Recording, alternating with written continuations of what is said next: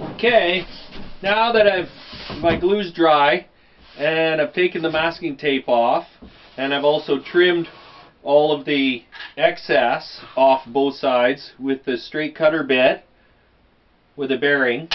Now I'm going to trim with a 1/4 inch round bearing bit all the way around both sides, and then do a lot of sanding.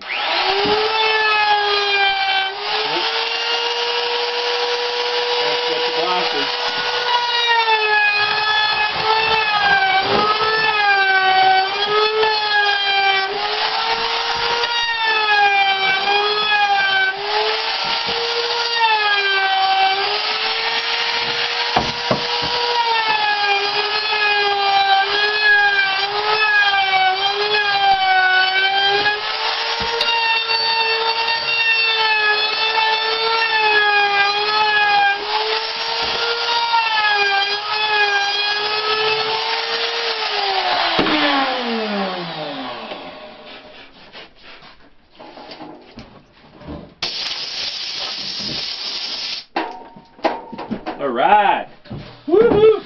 There's the box, like a drum now.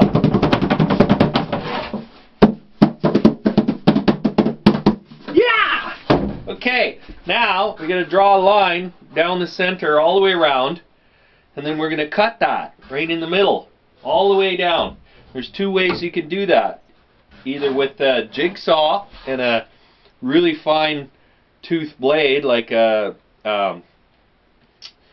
the metal cutting blade, that works, or you can use the Japanese saw.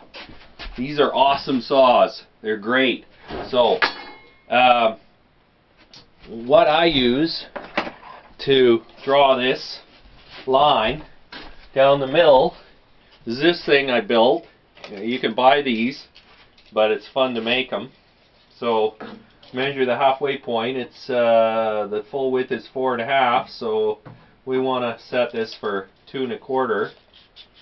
Now the reason I cut this down the middle and not to one side, like some guitar boxes, get these earplugs out.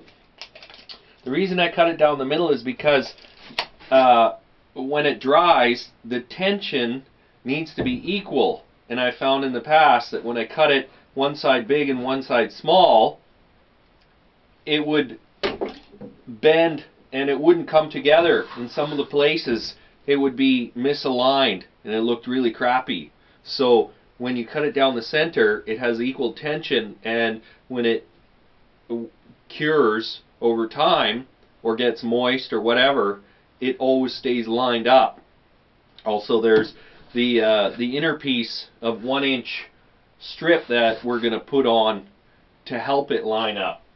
This rubber ply, where is it now? My piece of rubber ply that I cut. Some strips of 1 inch we're going to put on the inside so that it lines up a lot better. I'll show you that later. So now we have to get busy and cut. Start cutting.